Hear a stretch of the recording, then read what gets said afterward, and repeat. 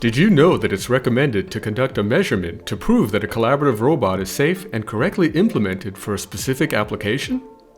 To help any robot user, the COVR project developed so-called protocols, which are a step-by-step guide for how to make these measurements. In the following video, we are going to look at the protocol Test Robot Arm for Collision with Fixed Object. The specific purpose of this protocol is to validate the safety skill limit interaction energy by measurement.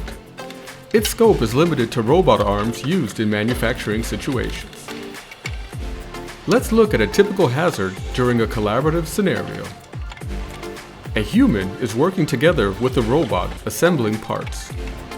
Possible hazards arise when the human and the robot want to pick something out of the same box, and the hand of the human could get clamped by the robot's gripper. To ensure that the physical interaction energy is limited during this impact, the COVR protocol, Test Robot Arm for Collision with Fixed Object, is used. For the test setup, we need a biofidelic measurement device. With this device, we validate that the robot will not exceed specific biomechanical limit values identified in the risk assessment.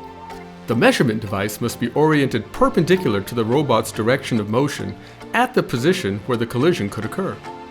And it must be fixed properly.